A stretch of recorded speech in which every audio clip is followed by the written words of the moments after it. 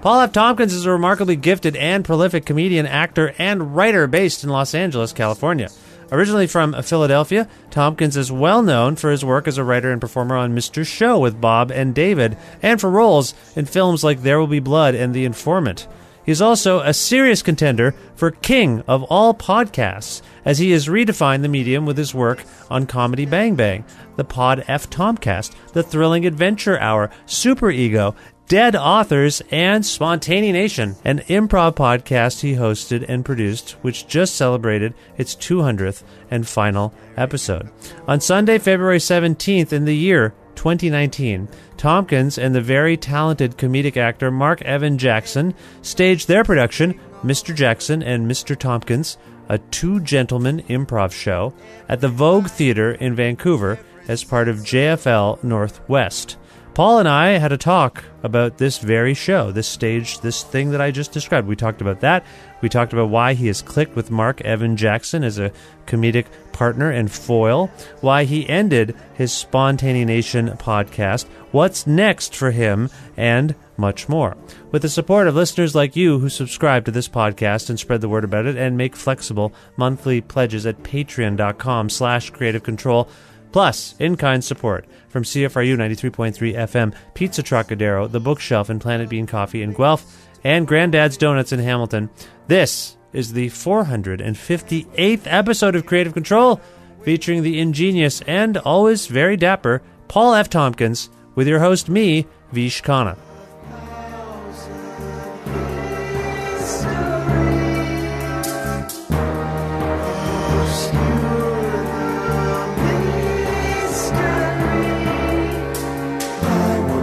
Something more than an animal. I want to feel an eternal connection. I want to find there's a truth in the atmosphere. I want to know there is something more. Hi, Paul. How are you? I'm very well, thank you. How are you? I'm very well. It's snowy here. It's very snowy. I'm calling you from Ontario, Canada. It's they call it Snowmageddon. That's what they're saying in the news. Well, I mean, that seems like an error in judgment on your part to be there. Yeah, it's true. This really is on me, isn't it? I never thought of that. Well, I mean, I'm here and you're there. Where are you? Where in the world are you, Paul? I'm in Los Angeles, California, the city of dreams. And how are things going in Los Angeles today? So far, so good. No major calamities in terms of climate or people? Has anything bad happened? Is the bright side? Has anything good happened? As far as I know, everything is status quo. I haven't really dug into the local news yet today. It's still the early afternoon here, so anything could happen. We're on the precipice of absolutely anything. Okay, that sounds good. That's a good place to be. That sounds promising to me. How long have you actually been in Los Angeles, by the way? I associate you with Hollywood, California for some reason, but how long have you actually been there? I moved here in 1994. Oh, really? And what prompted a move to Los Angeles? Show business, I assume. Well, I had stars in my eyes, and I had to have that taken care of. The only place that really knows how to do it. And where did you move from? From Philadelphia, Pennsylvania. So I know of snow, and am happy to have left it behind. Yeah, well, I'm familiar with the fact that you're from Philadelphia. Was that a good place to live in? Was Philadelphia good? Yeah, I still really love the city. I get there probably every other year. I still have family and friends back there, and I still feel a very strong connection to the city. Anytime I go back home and walk around, it definitely is still home. Like as much as Los Angeles has become my home, and I can't imagine living anywhere else, really, Philadelphia will always be the home of my heart. Oh, nice. That's nice to hear. Well, speaking of snowy places, the last time I saw you in person, you were in Toronto on stage, and you didn't make eye contact with me because I was sitting way in the back of the audience there. But it was you and Marc. Are you sure I didn't make contact with you? Actually, I felt a little something. You know how sometimes you get that, a little connection. That's right. Oh, I know because I give it. But you and Marc Evan Jackson put on one of the most incredible things I have ever seen at a comedy festival or anywhere. I shouldn't have qualified it by saying comedy festival. That kind of shortchanged it, but it was really a phenomenal performance, if I might say. Do you remember the performance I'm speaking of in Toronto? Oh yeah, I that night, because we had never we'd never done that a 2-man show before like that, and it was from the moment we walked out on the stage, we both felt right at home. It was one of the, I'm going to say, top 5 experiences I've ever had on stage in my entire career. It was magical for us. We just had the best time, and it was the most amazing audience. Everything felt right. You know, it's those nights are rare. I mean, you have good nights, but when it feels transcendent like that, that's the thing you're always going for. But of course, it's impossible to always reach that. But man, when you do, you really know it. You really feel it. Well, I would say the same. As an audience member who's seen a lot of comedy, have seen a lot of improv, that's the best thing I've ever seen. Like, I don't know what else to say. And I don't know how to describe it to someone because it was also fleeting. You know what I mean? Like, it was completely improvised. You say it's in the top 5, but on some level, it would be hard to qualify why, unless you were there, right? It was just that, I mean, the idea of Transcendence with live shows is that connection between the performers and the audience, where everyone it feels like we're all feeling the same thing. We're all sharing the same experience. And so it wasn't just that we were having fun with each other or the audience was enjoying what we were doing. It was somehow we all were we all just came together as people, as lofty as that sounds. Yeah. I mean, that's what it feels like, you know? Yeah, it was a collective. It's like going to a Bruce Springsteen concert. That's what I hear. That's what I'll say. I felt that. I felt that at a Bruce Springsteen and the E Street Band concert, or seeing Jay-Z sometimes. You see someone and the whole 20,000 people feel as one. Have you ever had that, seeing something or someone? Oh boy.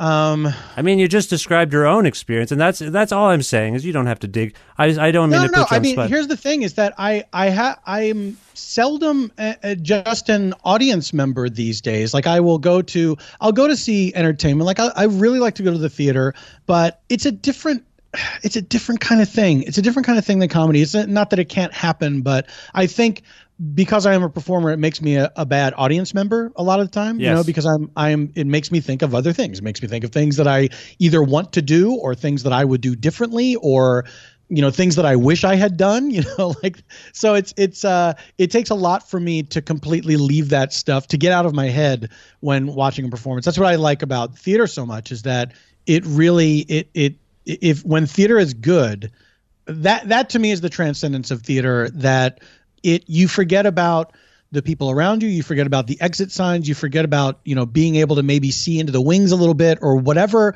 are the mundane distractions around what you're there for. And you can be transported, by the people on stage and their fake furniture and all that stuff. It's like theater is, if you think about it, it's a tall order. And when it works, it is a truly magical thing. But live performance where there's no fourth wall, where you're talking to the audience, where you've acknowledged, hey, we're all here together, that adds another level to it. You have that in music, you have that in comedy, that makes it a different thing. Does that make sense? Yeah, no, it totally does. It totally does. And I remember that night quite vividly. I remember you and Marc, you say you and Marc had never done a 2-man show like that before, but you've worked together in many other capacities, but absolutely. So we've known each other for years, and we've improvised together, certainly with other people, and we've done scenes on stage before. But just the two of us doing a show just by ourselves, and wearing the tuxedos and all that stuff, like it was very much. It very quickly became its own thing. Yeah, you were Mr. Tompkins and Mr. Jackson, as I recall. That was the one thing. You've changed the billing to my advantage, which I appreciate. Right. Sorry, I apologize to Marc. You don't have to apologize to me. But my point is, you walked out. You did a little preamble, just talking to people about a Blue Jays game you saw, as I recall, and then someone in the darkness yelled out that the word that you were going to base your work on was honesty, and that seemed impossible, and yet it was one of the most magical things I've ever seen. Thank you. It was magical to experience. There's of course a fear that instantly sets in after the show is over, that if we do this again, is there any way it can be as good? Yeah. Like when you start out so strong and it just feels so comfortable and at home. But the good news is we just did a show in Detroit and it was an absolute blast. So proof of concept. This will be, if we can avoid strangling ourselves somehow on stage in Vancouver, it will officially be a trend that we are good together.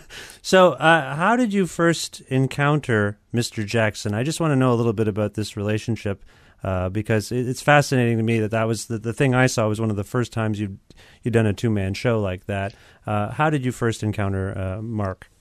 We met doing the Thrilling Adventure Hour together, which was a long-running Los Angeles stage show and podcast that started out as a live show in a tiny little bar in Hollywood. And we first met at the first read-through of that script. It was a staged radio show. So what we would do is we would hold this, the cast would hold the scripts in their hands and perform it like as if it were a radio show. Yeah. And it ran for 10 years, and we really became a family, that whole group of people. And in fact, we since the show ended, we missed each other so much that we started doing a monthly improv show at Dynasty Typewriter here in Los Angeles, so we can once again see each other every month. Okay. And so you've worked with other people. You've worked with Marc in other capacities as well. To your mind, what distinguishes working and improvising with Marc in relation to maybe other people you've worked with, either on a one-on-one basis or in a group setting with Marc? I'm just curious about that dynamic because, like I say, and we've said a few times, the thing I saw in Toronto was explosive. It was magical, and it seems special to me that I was there in the room with, and I'm just curious about this dynamic. I mean, Marc and I, there's a lot that we have in common. We have a love of clothing. And I mean, I think that, the idea that there would be anyone else that would readily agree to do improv in tuxedos is absurd. Like, of course he agreed. Of course he agreed. I suggested and he agreed to it immediately. And, we have enough differences. We're both from back east, but we are a few years apart in age and experience. He started improv when he was young, and I got into improv late after starting with stand-up and then getting into improv with the dawn of podcasting that led me to start my own improv podcast. So right. we have different we definitely have different levels of experience. And Marc is a guy, one of the most solid improvisers that has ever been on a stage, and I learn something from him every single time I either see him or perform with him. He is absolutely one of the most solid pros you could ever hope to see on a stage. So, we have a playfully antagonistic relationship at times, but Marc is a really good dude. Like the fact that he started a charity, a foundation to teach improv to kids in Detroit, to help them learn life skills, that's the kind of guy that he is. He is just 1,000% professional. He is always game. He is always ready. He takes whatever is thrown at him, and he makes it great. I mean, it's really the sort of tennis partner analogy that he elevates my game to a degree that few other people could. It's just out of like I have to be better because he is so good. So what kinds of discussions? You guys go to a Blue Jays game. That's 8-9 hours right there that you've got to kill.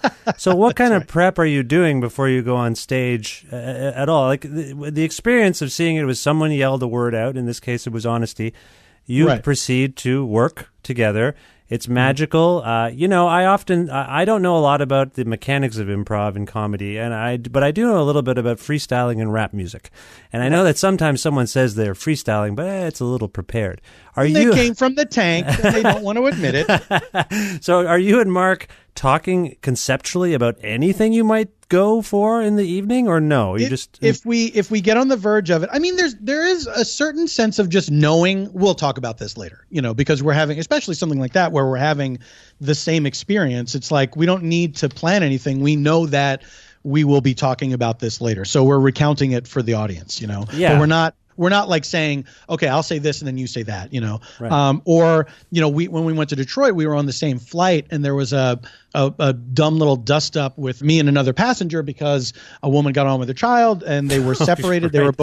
They were both in middle seats and, they wanted to switch. And this guy across the aisle from me, who's in an aisle seat, said, he just flat out said no. And then he added, she'll be all right. She looks like a big girl. And that made me so mad. Yeah. It made me so mad that I instantly volunteered. And then the flight started. And so we talked about it a little bit as soon as we got off the plane. And I said, you know what? I want to save it for tonight. We should save it for tonight. Right. And we'll talk about it then. And, it's like the only prep that you can really do for something like that is have a day, have an experience, have stuff to talk about. Either there's stuff we can talk about together or we can come together and talk about our separate days. Yeah. Just make sure that you have something that's going to be entertaining and provide fodder for the improv. So did the show that you said, I believe you said you just did a show in Detroit, right? Yes. Yeah. Did anything get replicated from the show I would have seen in Toronto? No, nothing. Nothing. And how did it go? Was it as magical? Can you if you A/B those two shows, was Detroit as magical as Toronto? It came pretty close, I got to say. I mean, nothing's ever going to be as magical as the very first time because that energy is unlike anything else. But it was you'll pardon my language, it was a fucking great show. It was so much fun. The audience was with us. And we had a blast, Yeah. I think that this is we're both excited that we enjoy working with each other. This is a simple thing that we can do. If we want to travel around and if we maybe get to the point where we've done a few shows, we want to do like a little tour or something. Yeah. It would be extremely simple to do. And we get to wear formal wear. Yes, I was going to ask. You always make very interesting sartorial choices. You suggested the tuxedos. Why? Why the tuxedos in this case? Well, for that first show, we were playing a big house in Toronto, and I thought, you know what, we should really do this up. We should lean into the idea that we're both, the Dapper Dans. Yes, we both like to dress up. So why don't we go all the way? And it's sort of we came up with the name of the show first, and it sort of fit, and I think it definitely fits our what has become very quickly our co-brand, Yeah. and it also it's not a thing that you see other people doing. No, absolutely. If any two dudes were going to wear tuxedos to do improv, it's me and Mark. Now, you've talked a little bit about your process here in this conversation. Are there aspects of improv that you feel are, I don't know, misunderstood, mischaracterized by audience members, maybe your colleagues? Do you feel like that's still a thing, that people just don't get it or think it's one thing when it's not? Oh, sure. Well, there's a lot of people that flat out refuse to believe that it's made up. Right, there's right. a lot of people that assume that you secretly plan things out, that nobody could do that. And the thing that makes it work, and I will say that I can understand that point of view because sometimes things come out perfectly, and that's when you're lucky. That's when you're comfortable enough that you can take the time to phrase things in such a way that it sounds like a perfectly written joke, Yes. But it's not. It's just what makes that happen is experience, Yeah. And so I get it. But if you look at all the other stuff, it's like, well, why would we have all that other stuff not be as good as the perfectly formed jokes? Yeah. You know what I mean? Yeah. So it's like what makes it magical is that it's meant to be ephemeral. So of course it's all made up because that is absolutely the point. And the idea that I think it's Second City maybe does where they improvise to write sketches. So they have improv and they also have written sketches that they perform. And the idea is that improv is an important part of that writing process. And so we could, like, if we recorded these shows, we could pick out the best stuff, edit it, rewrite it, and do it. But it just wouldn't. I don't think it would be the same. I think it would be mildly funny if you put it in wardrobe, put it on a set, and put cameras in front of it. I just think it would be a different thing. The magic of improv is that. So I think that is that's an ongoing that's an ongoing thing. Well, I think that I hear what you're saying. I do think that the realization that it's ephemeral, that it's happening in the moment, is present in the audience reaction, in the laughter, in the way we process it. Like, that's part of what we're processing is like, holy Lord, they just made that up. Like, that's kind of that's the subtext a little bit, I think. Well, absolutely. We're all just what I love about improv so much is that we are all discovering it at roughly the same time, and the performers are maybe what, a half second ahead of the audience. Do you know what I mean? There's very little lag time. I think of a thing and I say it, and then the audience is laughing at it, and it all happened in a second. That's the magic. That's the magic right there. Well, as we're speaking, it's somewhat and rather sad news, frankly. You just ended another podcast that you started. You have a tendency to start podcasts that people love, and then you stop them. And the one that just ended is an improv podcast called Spontanenation. And I can never say this right. It's like a weird thing, but you are not alone. You're not alone. Spont, I believe I can call it Spont, is one thing some people call it. You just I accept that affectionate nickname. Why did you end Spontanenation? Well, I'd never done a weekly podcast before Spontanenation. The other podcasts that I had self-produced, were monthlies, and like for the Pod F Tompcast, which was my first podcast, that involved a lot of production, a lot of post-production. It was a lot of work for me and Evan Schletter, my producer and accompanist, and so we got to the point where it was just too much work to keep going. Yeah.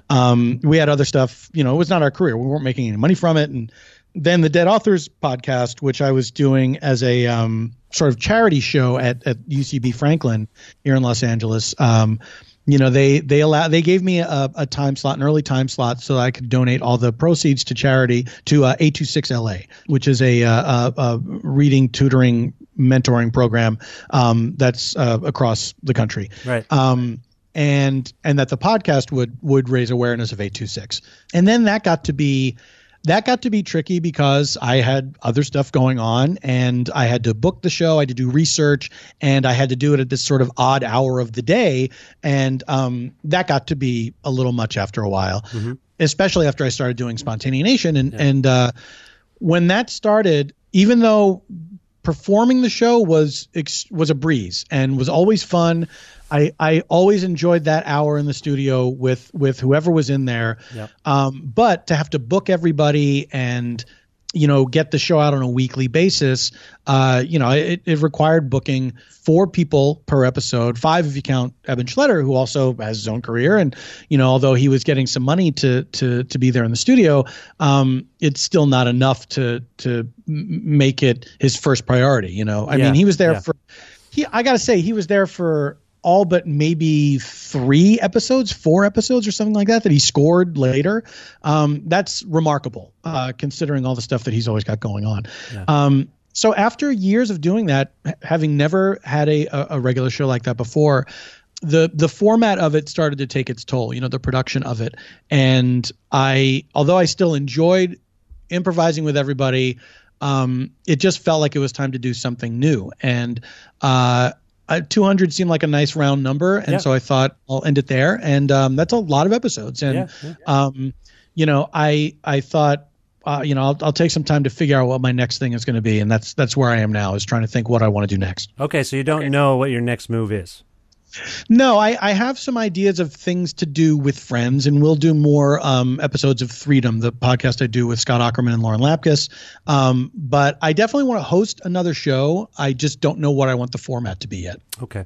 Well, Paul, my understanding is we have to go, and you've got another chat to have, but I just want to say it's an honor to get to have spoken with you. I'm a huge fan, and thank you for your work on Twitter, if I might say. Thank you for your service. Thank you for your Twitter service, Paul. It's great to see that as well. If people want to learn more about you, where would you like to send them? They can go to paulftompkins.com, and I will have dumb things that I post up there, and that's where you can also find out my live dates. Okay. Paul, thank you so much for this time, and best of luck with everything going forward. Thank you, Vish. It was great to talk with you.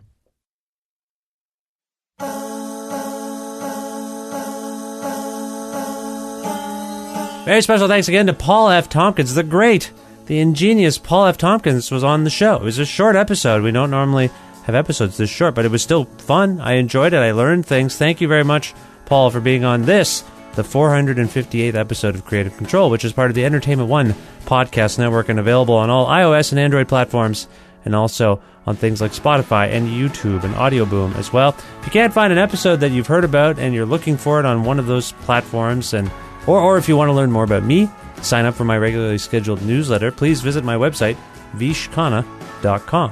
You can like Creative Control on Facebook, follow the show on Twitter at Vish Creative, or follow me at Vishkhanna. You can also listen to a radio show version of Creative Control on Wednesdays at noon Eastern Standard Time around the world at CFRU.ca, or on an actual radio at 93.3 FM if you're in or near Guelph. Also, please visit patreon.com/Creative Control to make a flexible monthly donation to keep the podcast going. We have a very modest Patreon. We're hoping it expands rapidly sometime soon. Just like out of nowhere, it just goes nuts and sustains the show for all eternity. But as it stands, it isn't doing that. If you'd like to contribute to the show financially, as I say, it's a flexible monthly way you can do it. Just go to patreon.com/Creative Control. Thanks again to Pizza Trokadero, The Bookshelf, Planet Bean Coffee, and Grandad's Donuts for their in-kind support of the show. Also, my dear friend Jim Guthrie, who lets me use the instrumental version of his song The Rest Is Yet to Come to end the show each week. And I appreciate that. Go to jimguthrie.org to learn more about Jim. And thank you very much for listening to this episode and any other episodes you feel compelled to listen to. And if you can, tell your friends about the show as well. And why not subscribe to the podcast so you can stay on top of things? Why not? Why not, indeed? All right, I have to go. I will talk to you very, very soon. Goodbye for now.